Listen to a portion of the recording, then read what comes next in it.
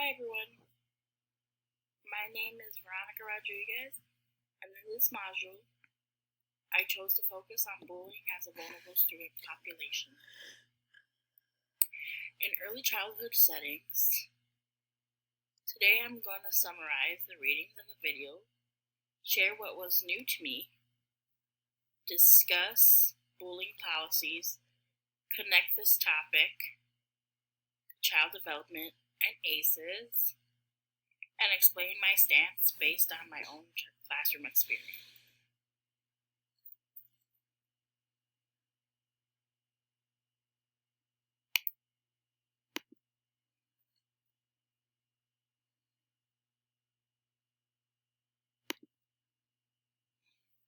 When I watched the video by Dr. Garwood, one of the biggest things that stood out to me was how early bullying can start and how it affects children emotionally and physically. The video explained that bullying isn't just kids being kids. It can look like sudden mood changes, loss of appetite, sleep problems, or even a child not wanting to go to school. In the reading, Eyes on Bullying in Early Childhood, Story and Slabby, I believe that's how you pronounce it, I'm sorry if I'm butchering it, talk about how bullying shows up specifically in preschool classrooms. It can look like exclusion, name calling, controlling play, or repeatedly overpowering another child. They describe bullying as a relationship problem, not just a behavior. That really helped me to understand how important it is for teachers to model empathy and guide social relationships early.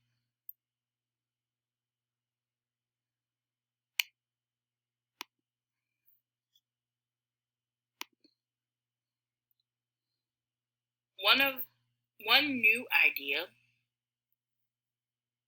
that really surprised me was learning that children as young as 2 to 5 years old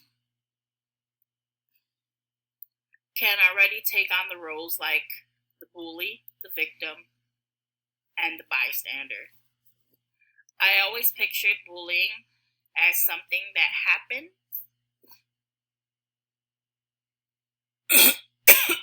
excuse me, my throat is just kind of dry.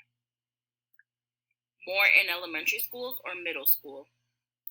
But now I understand that early childhood educators have a huge opportunity to interrupt these patterns before they grow stronger.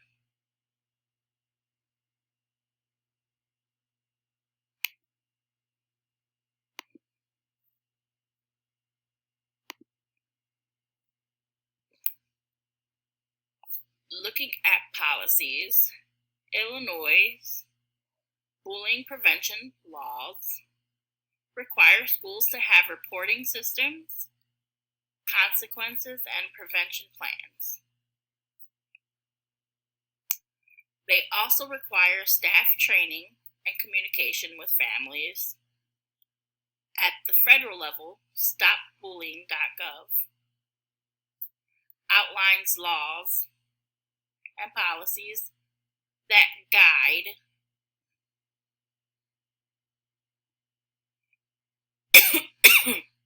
schools on how to respond.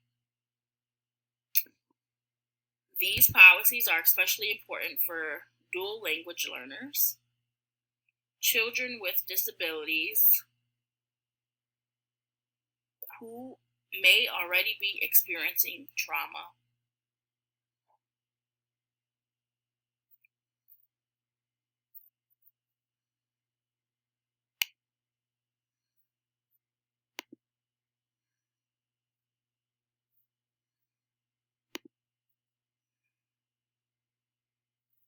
A major benefit of these policies is accountability.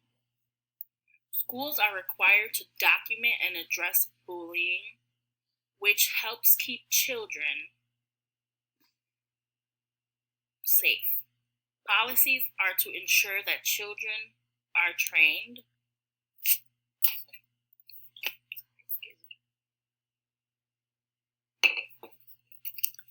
um, excuse me. Policies also ensure that teachers are trained and that families receive consistent communication. But a drawback is that policies alone don't automatically change school culture. A school can have the best written policy, but if teachers aren't trained well, or if the policy isn't followed consistently, bullying may still go unnoticed, especially in a preschool setting where behaviors can seem small but still matter developmentally.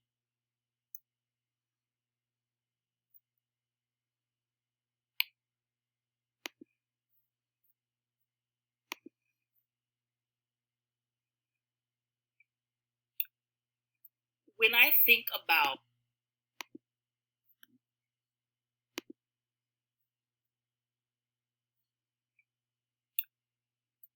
I think about this through a child development lens, bullying affects a child's identity, confidence, emotional regulation, and their ability to build relationships.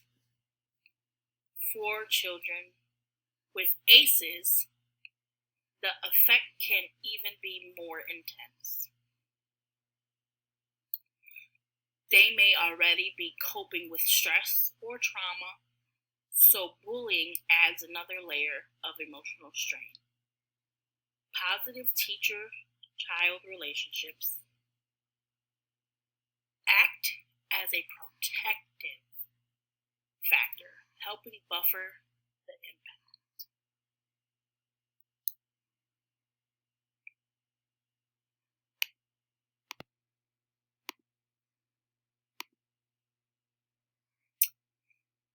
In my own classroom, I've seen situations where children exclude others or try to control play, especially new students or dual language learners who may not yet feel confident communicating. When this happens, I step in to model kind language, guide the children through conflict, and help them build social skills. Some strategies that work well are using feeling charts, practicing kind words, setting up friendship activities, and doing small group SEL lessons.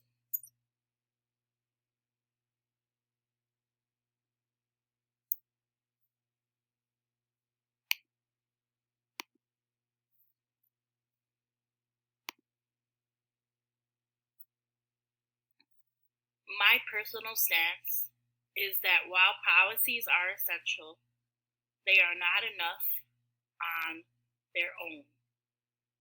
Bullying prevention becomes truly effective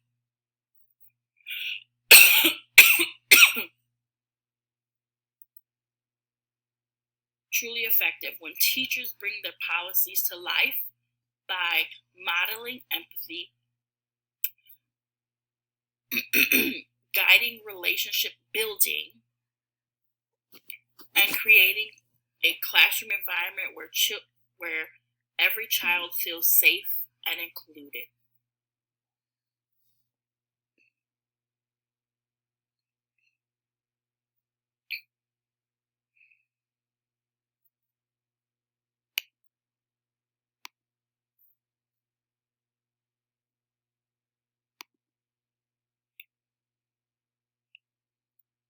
Overall, early childhood is the most important stage for preventing long-term bullying.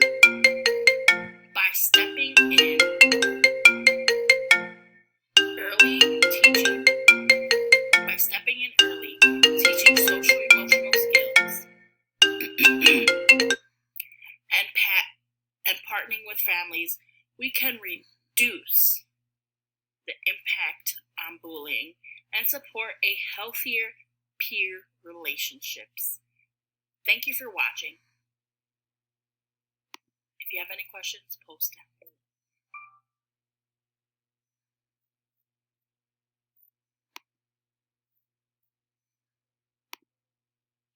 Sorry guys, this is my reference sheet and the websites I used, including the reading and the video.